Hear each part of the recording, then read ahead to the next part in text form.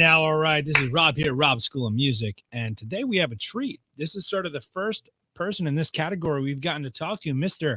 Mason Marangella, owner of Vertex Effects, as well as the world-renowned rig doctor. Welcome. Thanks, Rob. Thanks for having me.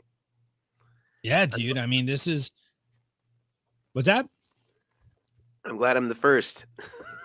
Yeah, I've been watching your videos, for quite some time. And like, I've always nerded out and putting, we're going to go deep into some nerdy territory today, but I just think, I'm a pedal guy. In our school here, we were a music school pre-COVID, we were doing, about 150 lessons a week, all instruments. And then post-COVID, we moved everything virtual and actually opening up for in-person again for the first time on a week from today, actually, June 1st. So congratulations. Thanks, man. Thank you. It's been a crazy roller coaster, but pre-COVID, what we were doing is we had a display case out in the front waiting area, and about 80% of my pedal collection would be out there. Not like the super rare boutique stuff or vintage stuff, but just, enough of everything. And I would let the students take them out like library books, basically, to experience different things, because there's a difference between a DS1 and a tube screamer, and they're not both, just something that makes it go. Right. So I think, where I want to start with you is kind of, was there a record or a live show or something you experienced, at the beginning of your journey, and you said, I want to devote my life to something musical? I don't know that it was so much one thing as sort of a culmination of things that sort of happened and sort of put me on a specific trajectory. I think some of it had to do with being really interested in music and really being interested in not just the technical aspect of playing an instrument, but also the learning about kind of the people that created the music. So I was really big into like looking at liner notes and things like that. And my dad had a really great record collection of a lot of kind of the classics of the 60s and 70s and 80s. And so I kind of became familiar with certain names that would be, recurring on a lot of these records. And then I would there wasn't an easy way when I was a kid. I think you and I are roughly the same age. There wasn't an easy way to look up there wasn't like a Discogs or something like that, where you could see everybody in one place. And so, at that time there was like, I'm trying to think of like the names of music stores, like Sam Goody and like Columbia had like a mail-in thing that you could do. And I would, when I would go into the stores, if you could, physically touch the albums, I would try to like look and see if I could recognize these names and things like that. And so I think a lot of the kind of the soundtrack to what I was hearing as a kid, I liked and identified with not really any particular instrument. I just like saw like Greg Fillinganes or Michael Landau or, Jeff Porcaro or whoever it was. And then I wanted to sort of investigate what it was that they were doing sort of behind the scenes. And then that kind of got me interested in more individual instruments and things like that and trying to pursue those sounds. And it was really difficult as a kid because like everybody in my town that taught music, especially like piano, which was the first instrument that I played, it was all classical. So, if you take let's say like a cool hip song that might have some maybe alternative inversions of A minor, and you take it to a classical piano teacher to teach you how to play like, a Steve Lukather interpretation of, it's a much more pedestrian version of that chord. And so there was always this frustration where like the music teachers that were in the town that I was in, they didn't, they kind of had this very classical sense of everything. And so they couldn't really modulate their teaching to, somebody who was interested in pop music.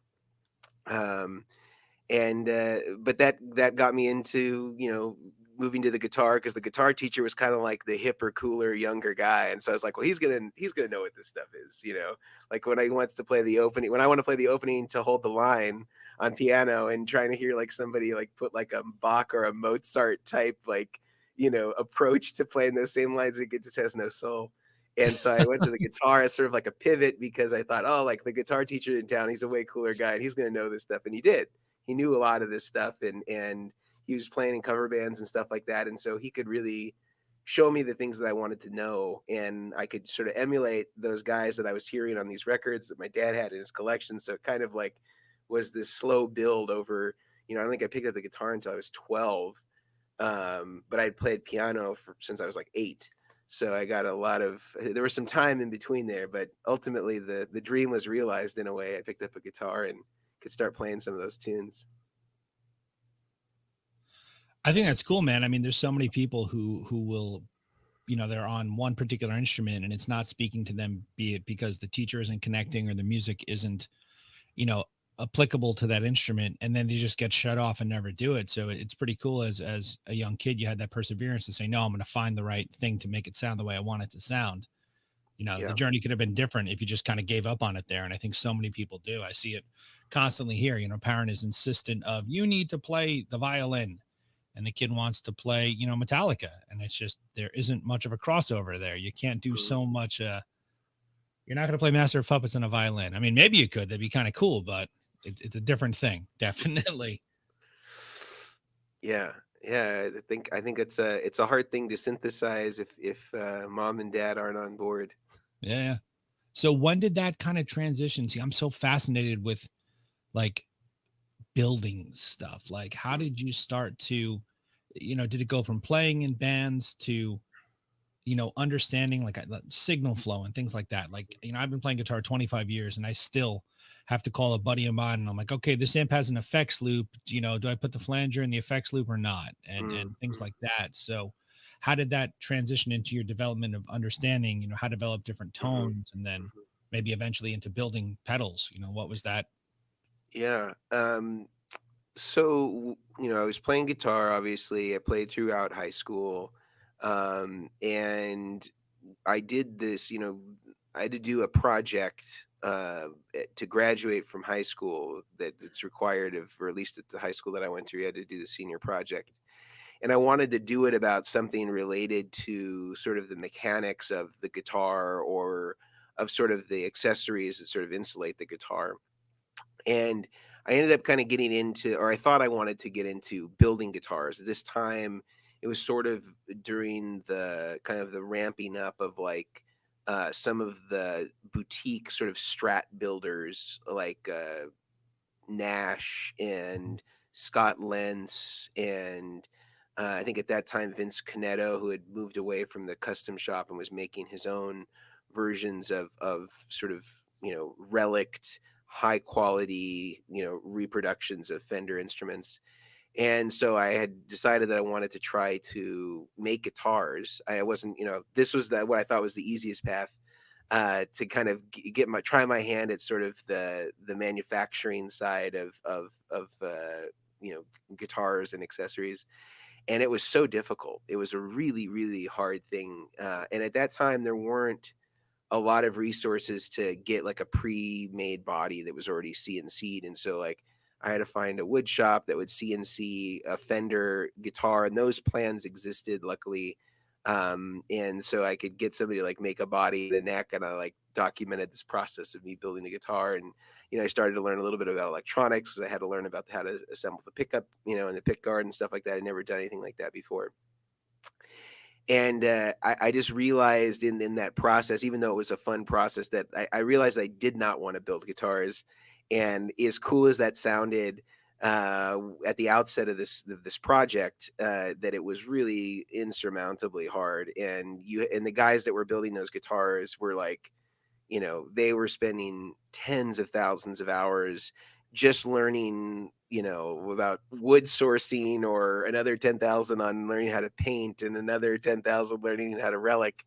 And I just knew that it was really difficult, and I didn't find it to be as satisfying as I thought. And so I at that point, I graduated from high school. I went to community college, and I thought, well, this is a good time for me to maybe experiment with the electronic side of, guitar related items, accessories, amps, effects, pedals. And so I took an introductory class to like analog circuits.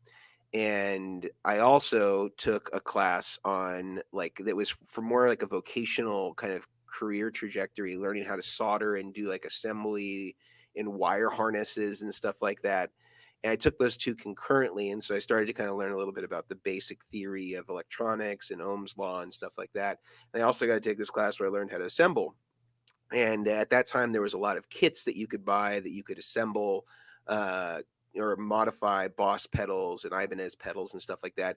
So I started getting into buying these kits and sort of messing around with, modifying some pedals. And at that time, this was also during the rise of Robert Keeley and Analog Man. Everybody wanted to kind of take their more kind of common effects and kind of make them into these boutique effects by implementing these modifications. And so I thought, oh, like this is really cool. And, I can kind of piggyback on this and get some experience because those mods are really easy.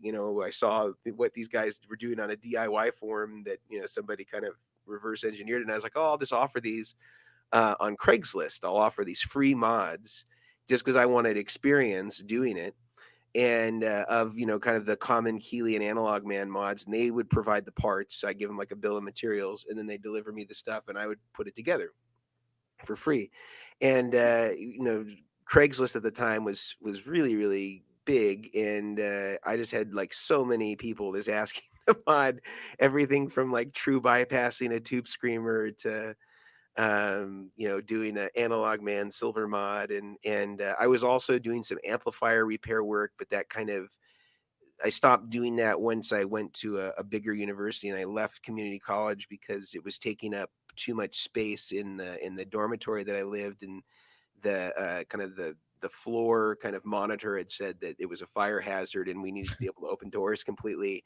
And I was trying to like fit amps wherever I could, and it just didn't really make sense. So I kind of just went strictly with pedals from that point forward because I bought like a big kind of Tupperware container for storing shoes underneath your bed from Container Store, and I could fit like 50 work orders worth of pedals in this thing, and I could just stash it under the bed frame, and so I had a little easier time kind of running this really discreet underground pedal modification business out of a dormitory in Berkeley, California. That's so cool. Yeah. It's a rebel thing to do. But it's awesome. I mean, if we're around the same age, like YouTube wasn't so, you had to learn, like you had to learn this stuff, like teach yourself, DIY forums like that. So just again, the determination to figure it out and make it happen, the passion, I think that's inspiring, honestly.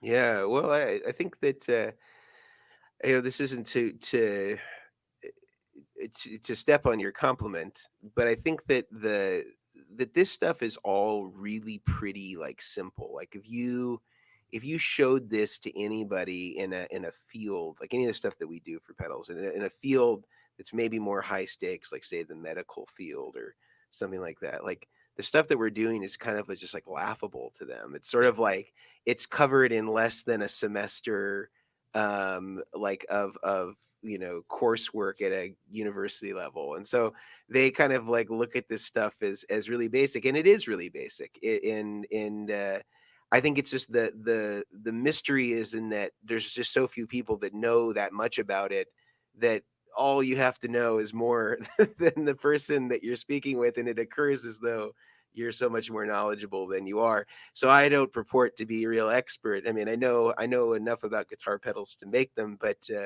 certainly like there'll be a threshold of kind of how far my engineering skill will get me as soon as you turn me out of the music world, because most of this stuff, especially when it comes to like analog products, it's like most of this stuff was established 30 years ago at least, and sometimes more.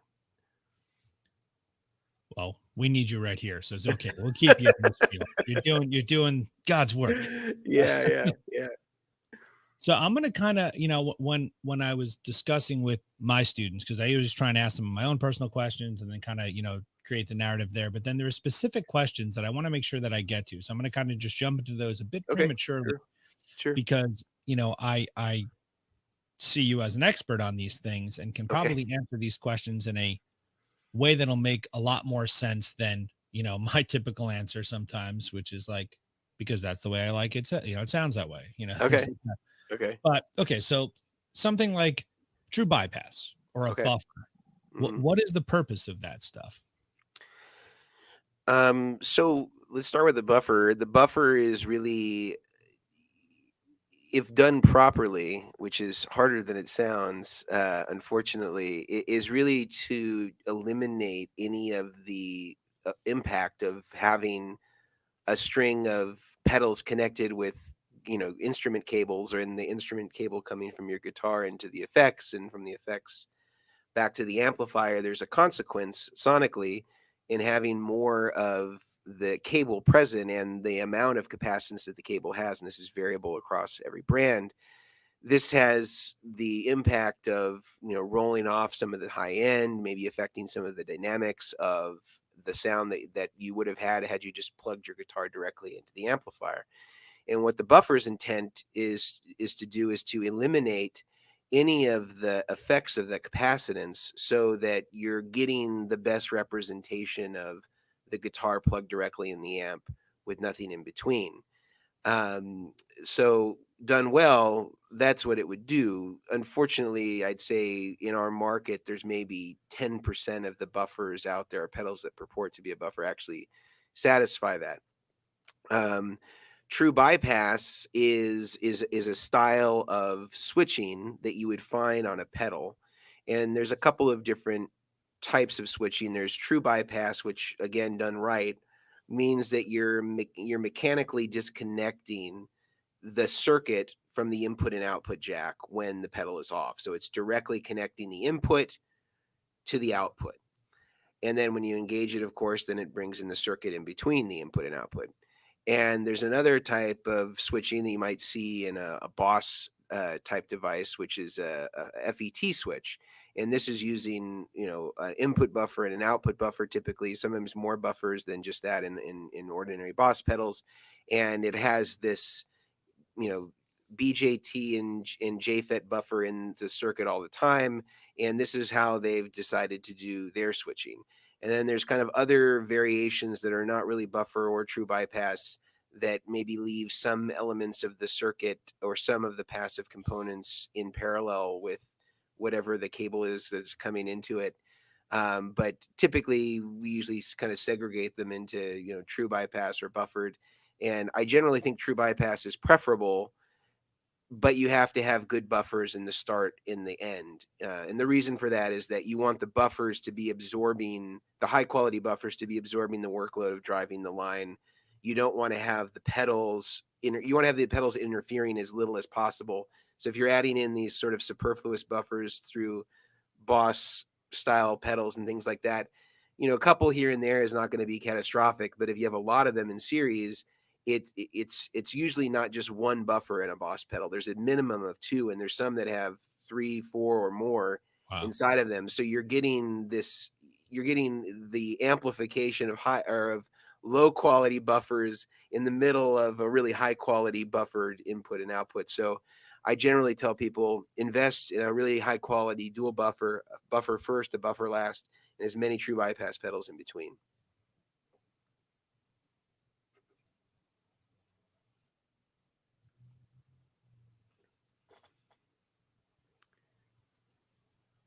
We good? There's I don't know if I lost I'm you. waiting for you to catch up there.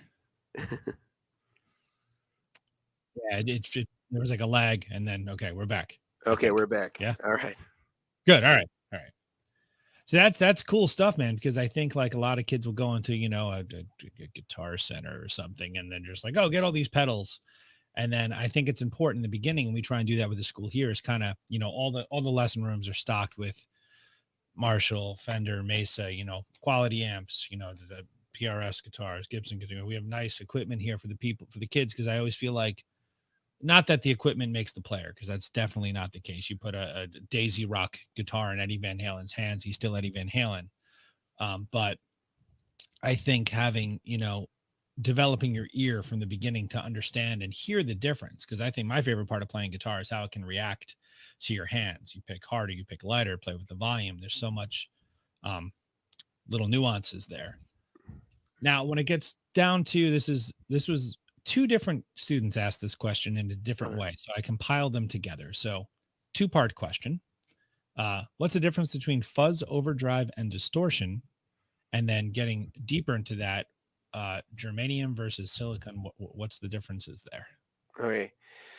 So, I mean, technically, all of them are types of distortion, and we've just created these distinctions for pedals. This is sort of subjective, but I think that the way that we've distinguished it in pedals is overdrives. We typically think of kind of more like a softer clipping, like a less aggressive, um, kind of smoother type sound. And then as you get to distortion to fuzz, you're getting closer to like a square wave. So distortion is usually like a harder clipping, a more aggressive. Sometimes that can be asymmetrical clipping.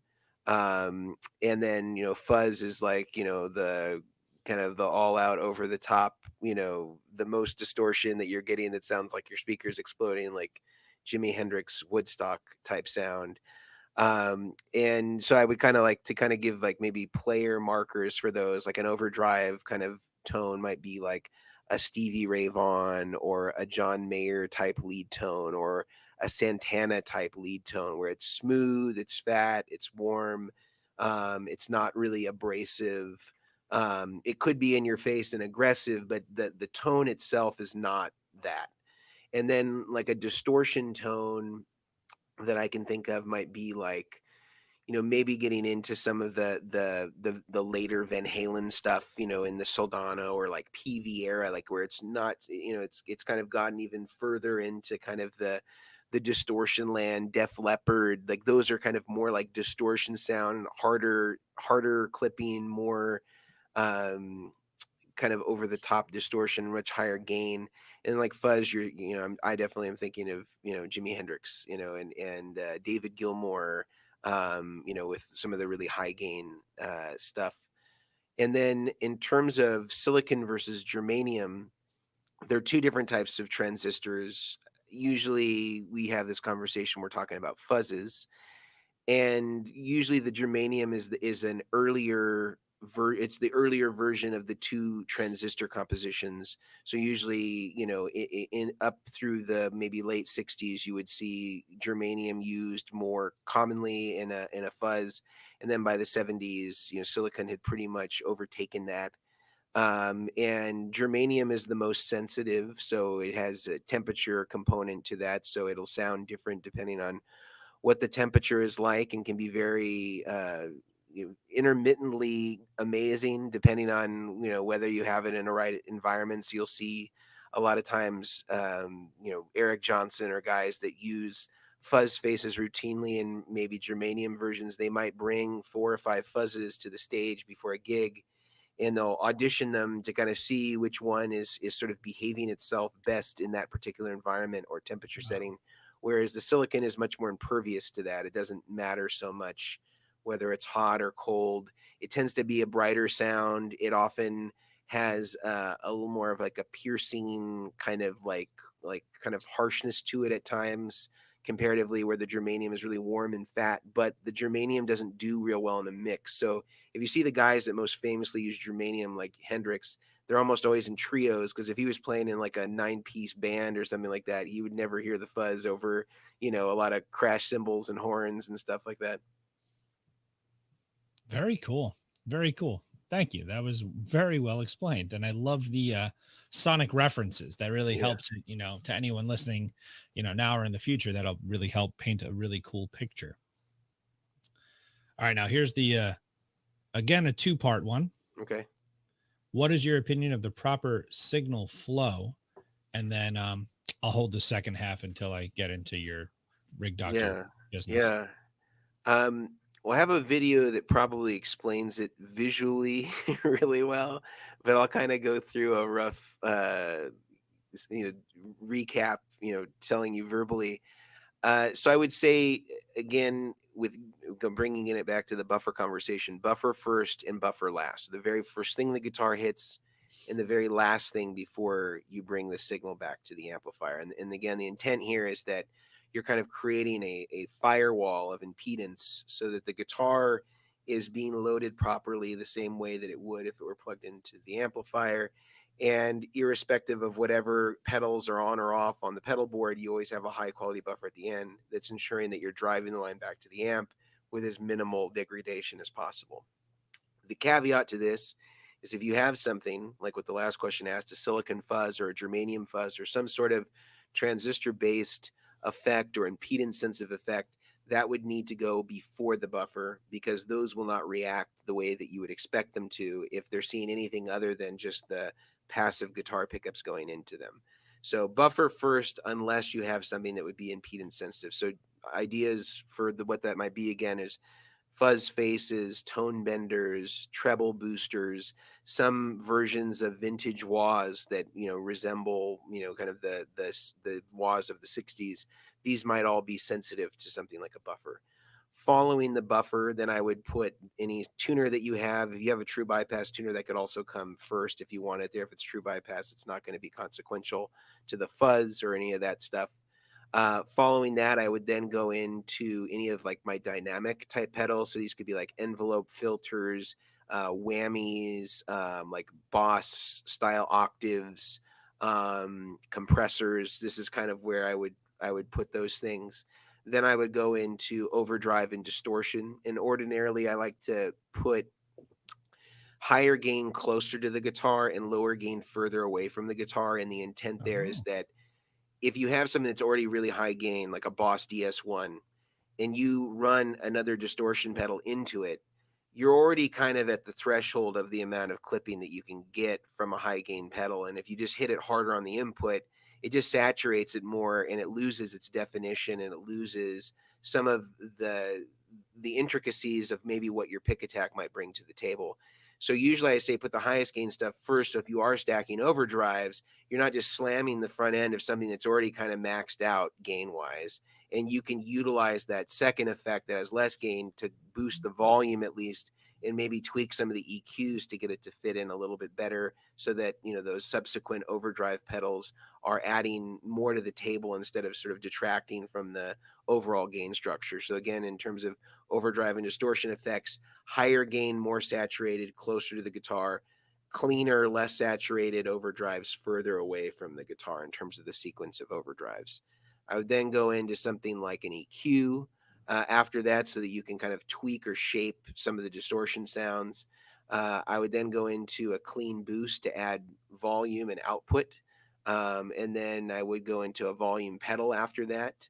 And then I'd go into modulation. So these would be things like chorus, tremolo, vibrato. In terms of like phase, flanger, univibe, those could kind of be variable. Those could be before distortion. A lot of players like those effects before distortion. Some people like them after distortion. So those are kind of wild cards, kind of depending on your personal taste. Those type of effects, again, phaser, flanger, univibe, those could go after distortion or before distortion. I just recommend you try both and you kind of see what you're responding to most. Kind of the more vintage way that you would hear, like a Van Halen or a Police or a Jimi Hendrix. Those would kind of be pre-distortion type of effects. And then from there, I would go into the time-based effects, so delay and reverb. And I like reverb before delay, but the reason for that is that you would have your reverbs printed on the delay trails, whereas if you put reverb after delay, you're not going to get that same effect. You're not going to get reverb on every delay trail. You're only going to get it as long as the reverb trail is. So I prefer to reverse the effects of or those two effects. And then if you have like a effects loop amp, I would move all the time-based stuff into the effects loop. So reverb and delay, I would move that into the effects loop.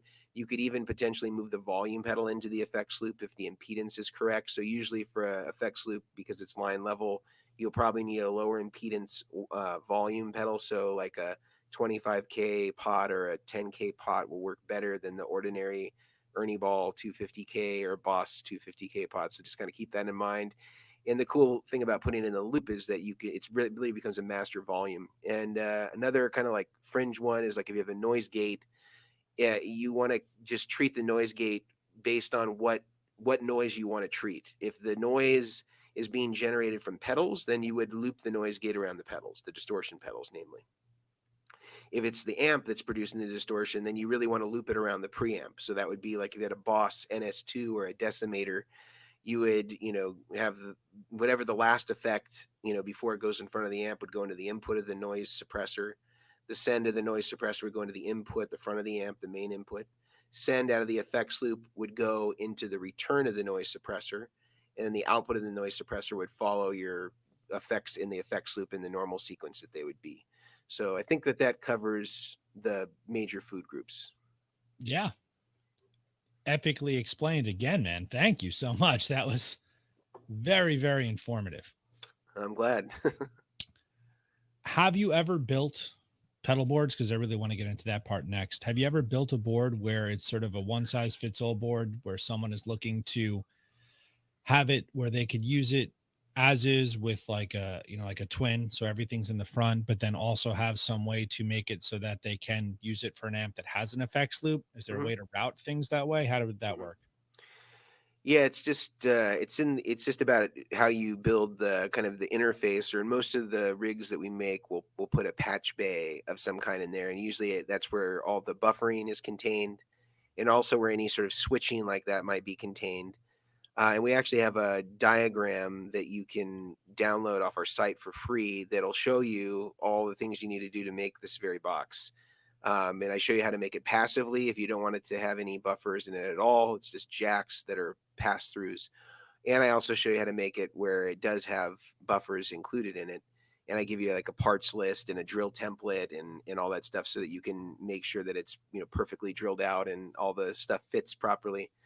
But really, it's just for that. It's just about using switched jacks, and you're essentially bridging the amp output with the return. And it basically allows you, if you plug it in if you plug in your cables with just using guitar and amp, you just use two jacks, and when you go to and it knows to send the effects loop devices as the last thing in front of the amp. And then if you plug in 4 cable method, then it knows to send those devices that you want in the effects loop to the effects loop. It's pretty simple. And in doing it passively, I think it's 8 jacks and 10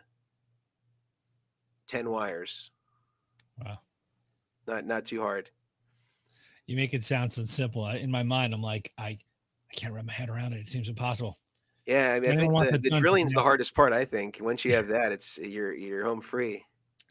So how did you go? I mean, just again, the knowledge is fantastic. How did you go from doing stuff on Craigslist, and just, in your college dorm, storing stuff under your bed, Yeah, to, working on, all the Nashville session guys, just heavy hitters? I mean, you worked on boards from, I mean, now it's, I see, runs through all these YouTube guys are on there too, but like just, Tosin Abasi's on there, and just unbelievable people. So how did yeah. you, what was the first like big name, and then how did that parlay into a whole business?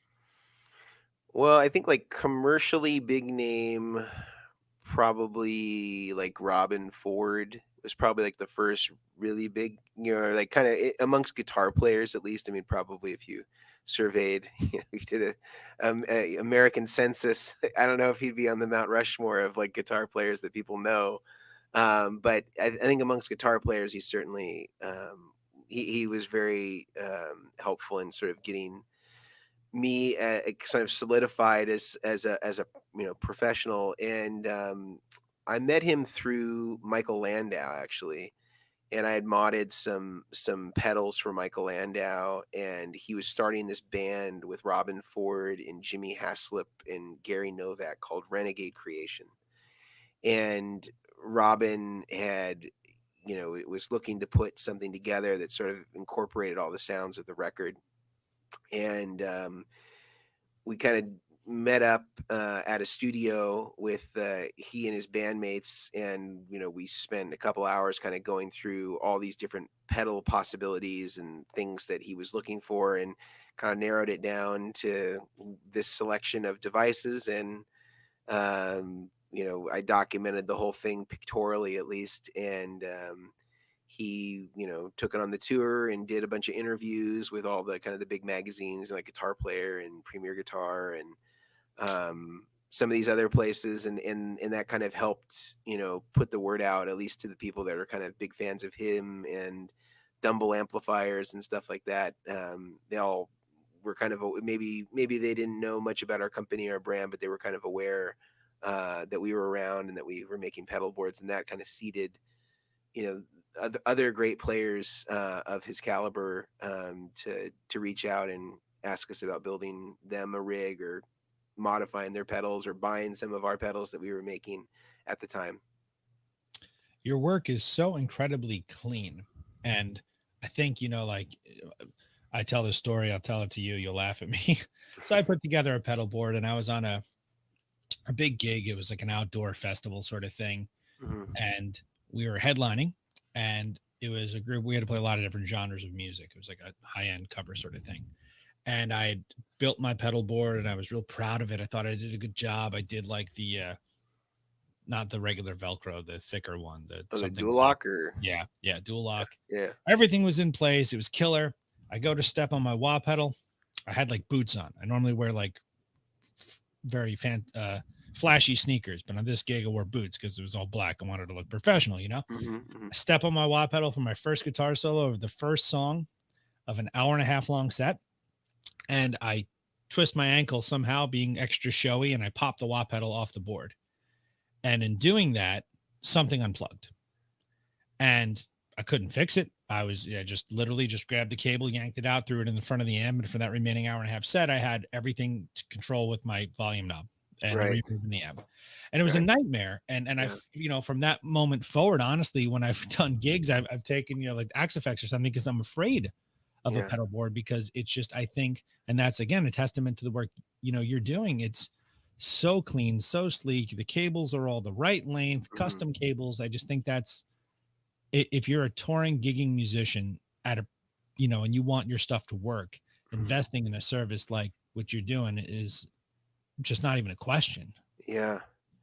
Yeah, I mean, I think it's hard to, like everybody has got sort of like a nightmare scenario or have some version of, you know, you know, the event that you experienced, Rob, the catastrophe of whatever 2015 or whatever year it was for them.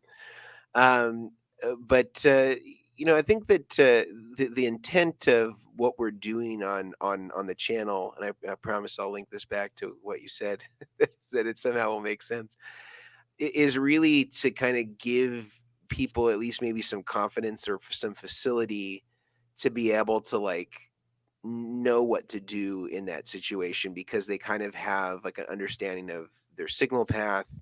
They have an understanding of how to do maybe basic troubleshooting on the fly, and that they, because they've maybe put together, their rig with a certain methodology, it's easier for them to sort of isolate problems like that. And I do think that, taking your rig to a professional is great. But the truth is I actually don't. I don't even know if this is clear to people that even watch our channel. I've said it a few times, but I don't even offer the pedal board building service. It's like, there's no place on our website or anywhere that you could hire me.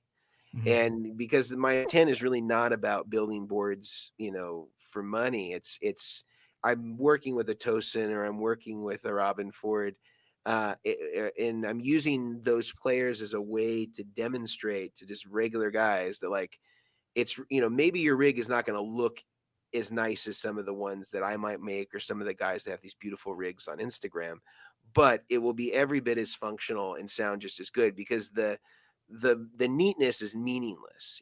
As you sort of pointed out, you had it really nice and neat, and everything looked great, and was used the dual lock, and that part is kind of meaningless. The part that's really critical is like that you're observing what I've sort of called the holy trinity of tone, is that you have high quality soldered cables, you have a switch mode isolated power supply, and that you're using high quality buffers. And your pedal board could look like a rat's nest, but if you've really maintained those elements, you're going to sound as good as anything that I can build. And that's the truth. Yeah. No, and it's the resource that you put out there. That was kind of where I was. It's funny Yeah, how yeah. you went there, because dude, that's exactly where I was taking it. Like the content you're putting out there on the channel, it's so informative. And I think, like, as anyone who's putting stuff out there onto the internet, it is so saturated and clogged with a lot of people acting like, they're the best at everything, and maybe Mhm. they're not giving out the best information. So if you start to find videos like what you're putting out there, and there's a handful of other people who are doing the same thing, in different fields, it's the quality of that content is it's a master class, and it's free, you know. And then in turn, like, dude, like I went out, I bought the Steel String Supreme because I was like, this guy's awesome. Wow, what's this pedal? Oh my gosh, this pedal's awesome too. Like, so it's like one thing leads to the other, but it's passionate people are infectious. And when someone's Yeah. being passionate and giving you the gift of their lifetime, their life's work, you know, that's a gift not to be taken for granted. Well, it sounds So like you're thank you. doing the same for your students and families there, you know, with your school. I mean, I can't imagine having the resource of being able to check out guitar pedals from my guitar teacher, or having a Mesa Boogie, you know, or a PRS available. I remember the place I was taking lessons, they had a Polytone jazz amp, um, you know, that had like a 5-inch speaker, um, no reverb, you know, and it was brutal, you know.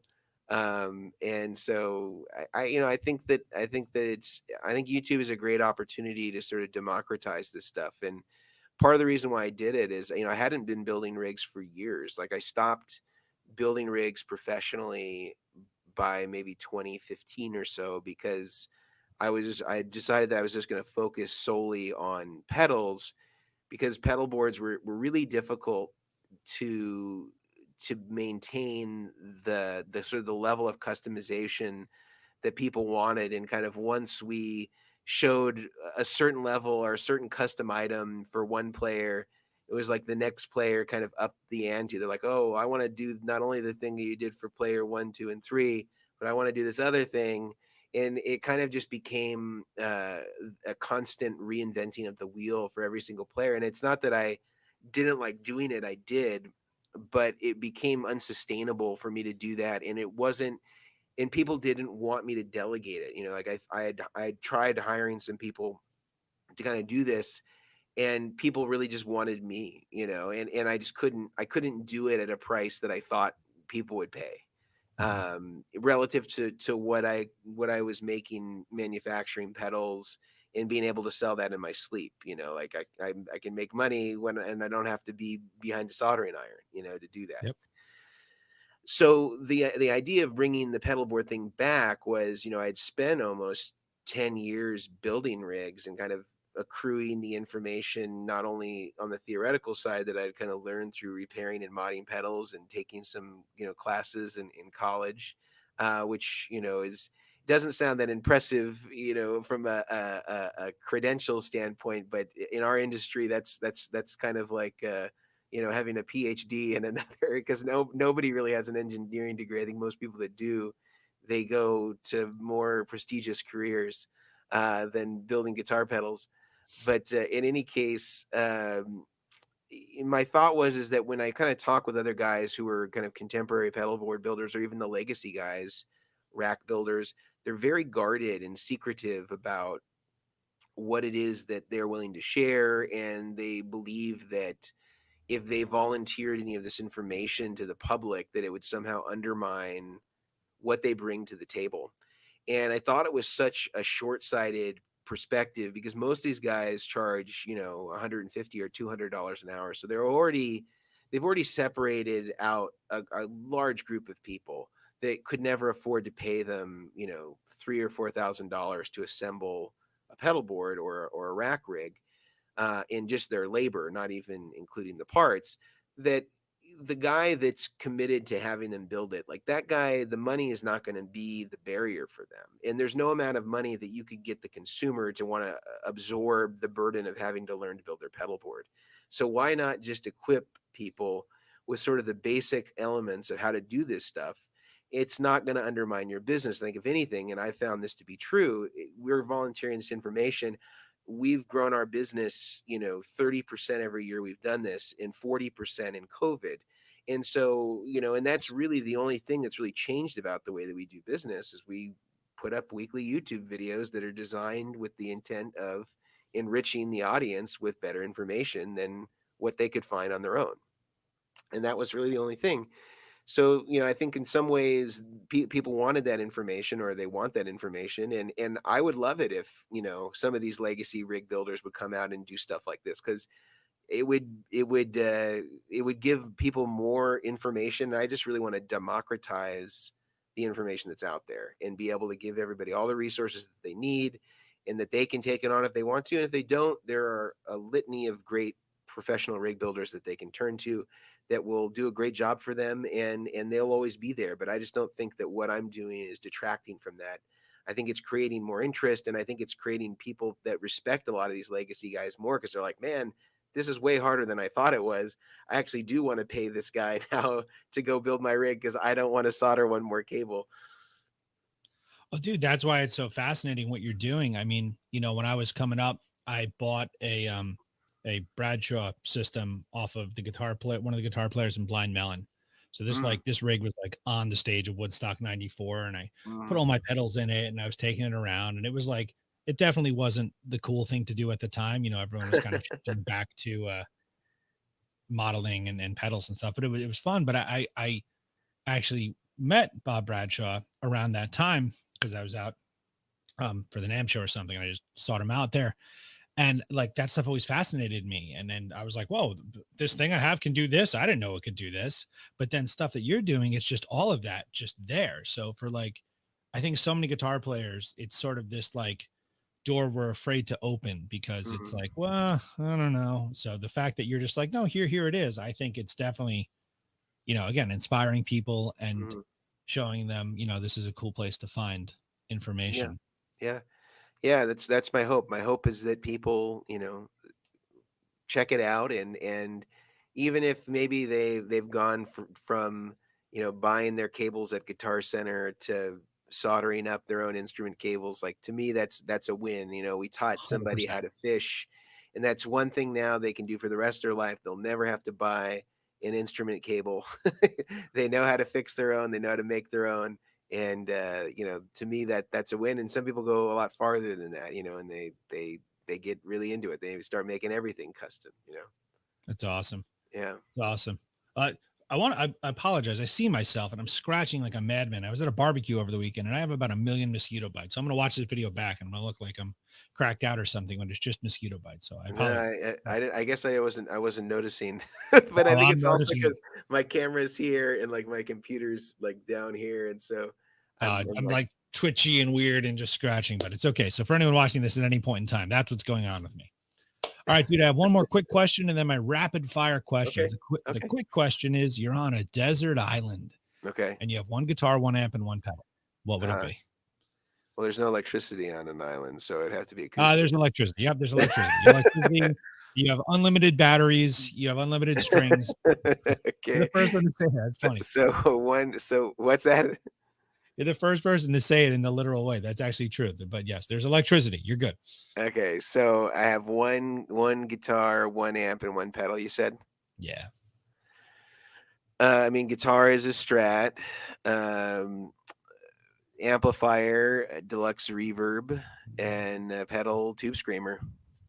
Cool. A perfectly fair response. Yeah. I asked that question to Zach Myers from Shinedown, and he pulled out a 59 Les Paul and then walked over to a Dumble and then grabbed a Klon. And I said, okay, you win. You win.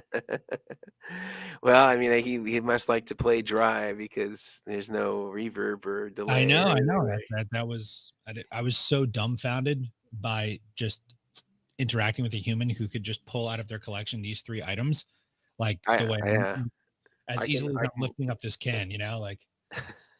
All right, dude, this is my grand finale. There's a series of rapid fire questions. Okay. It is a this or that, all musical instrument related, nothing weird or political. Okay. You can say one or the other, preferably not both, though it may be difficult at times to choose because some of them are absolutely ridiculous in the comparison. Okay. And justify your answers if you choose. Okay. All right. Humbucker or single coil? Single coil. Okay. Les Paul or Strat? Strat. Strat or Telly? Strat. Okay, so that was a very strong narrative right there. I like that. Yeah. Tremolo or non-trem? Tremolo. All right, so we're just building a Strat perfectly. 22 or 24 frets? I would say 21, but 22. It's fun in these questions you get to know someone, because the way you answered everything else, I almost didn't even want to ask the fret one. All right, so now it's 23 frets. Right, yeah, 23 and a half. 10 frets. Thin, medium, or thick guitar pick? Oh boy. I'm gonna say if I had to choose one, medium, but I change them normally depending on what I'm doing. Like rhythm, I prefer like lighter picks, and then obviously for like lead stuff, I like a stiffer pick. Me So too. usually I'll have like a couple on my desk at Yep. different thicknesses. Yep. That's why they're just nonsensical questions. Nines, tens, or 11s? It's a hard one too. I'm gonna say tens for the purposes of this, although I have guitars with all three. Okay. Depends If on you the were to grab guitar. a bass, a P bass or a jazz bass? Okay. I just thought of an R. Kelly joke. I would say, I would say P bass. I'm right there with you, man. Don't worry. Okay, your fretboard, is it rosewood or maple? That's a tough one. I'm gonna say rosewood. Okay. If you were to play an acoustic, Martin or Taylor? Martin. Well, yeah, I'm gonna say Martin for pleasure, although I think Taylor's are better live. Like Okay. plugged in, they're better. It's a hard question because they're really, if you know what you're talking about, they're different, you know? So, Yeah. I think if you're an electric guitar player and you're transitioning to an acoustic for a song, you're gonna be way happier with the Taylor. yeah, fair answer. Amp gain or pedals?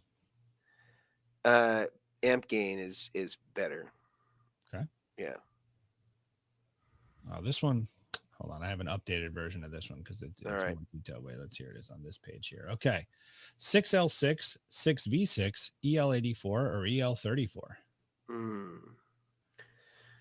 6L6.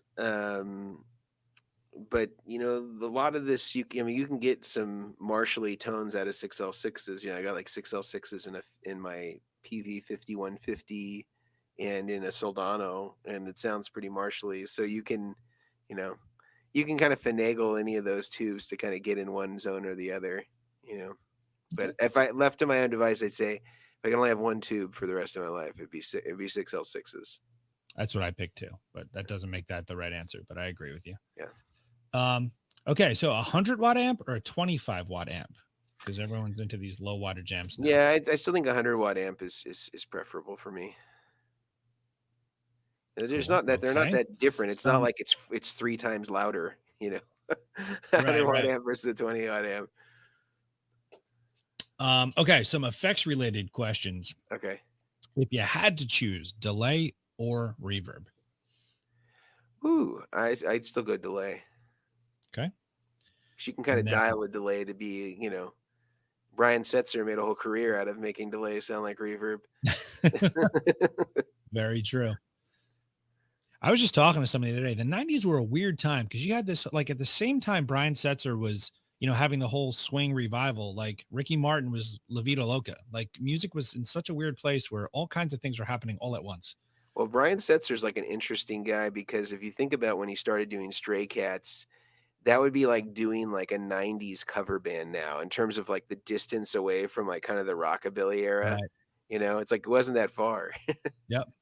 And then to reinvent it, Yeah. all that time later with all of a sudden the big band stuff again, that's just Yeah, like Big Bad Voodoo Daddy and all that stuff. Yeah. Yeah. Okay, fuzz or overdrives, like a fuzz face or a tube screamer? Overdrive, tube screamer. Okay. Phaser or chorus? Chorus. Okay. Wah or whammy? Wah. Okay. And then the last section is just some band related questions. Okay. Beatles or Stones? Beatles. John or Paul? Paul. Okay. That's the right answer. That's the one where I think there's a Yeah. definitive right answer. I like both their music. I just feel like if I was hanging out with John Lennon, we would argue about stuff. I don't know why. And I'm pretty liberal, but I just feel like, I don't know. That's just me. Bowie or Dylan? More accessible. McCartney's more accessible from. Yeah. Bowie or Dylan? Bowie. All right. Zeppelin or Floyd? I think I'm gonna go Zeppelin. That's a hard one though. I don't know. Okay, if it were to be Pink Floyd, Dark Side or The Wall? Ooh, I still think Dark Side is sort of the classic, so I think you got to go there. Okay. Pearl Jam or Nirvana? Nirvana. All right. And then the last one, which I don't think there's a right or wrong answer to it, but some people get real passionate. Okay. Is it Sammy Hagar or David Lee Roth? David Lee Roth. Come on. What are we talking about? It's like two different bands, though. So it's like you get these Sammy guys who it's like, well, okay. But come on. All good, brother. Van Hagar. No. Yeah. I mean, they did some great mind songs. Yeah. I mean, he's a great singer. I just, I think that they were too cemented at that point, like it's just hard. He was It's like tasked with an impossible job. I don't blame Sammy. Yeah, no, it's literally like two different bands because Dave in his prime, no one could touch him. Yeah. All right, dude. Well, those are my questions. And I thank you so much for your time. This has been absurdly informative, just from every technical aspect of a guitar player getting into effects and just curious how to control their tone and things like that. Really appreciate your time. And I appreciate the videos you put out. I'm a fan. I say it straight out. I'm not embarrassed by it. I love what you're doing. And thank you for it. Well, I appreciate that. And thanks for running such a cool music school. I wish I had that resource when I was a kid. Thank you so much, man. It is my passion. I toured and I gigged and I still am in bands doing that. But I love sitting in a room with someone and, they hear Eruption the first time. And I know in that moment their life changed. Yeah. Like to be there for that. It's very cool. Yeah. Yeah. But awesome. Dude, stay safe. Keep doing what you're doing. And then, hopefully one day, maybe when it's NAMM season again, we'll cross paths. It would be my pleasure. Let's hang out then. Awesome, brother. All right, dude. Thank you so much. I'll see you next time. Later.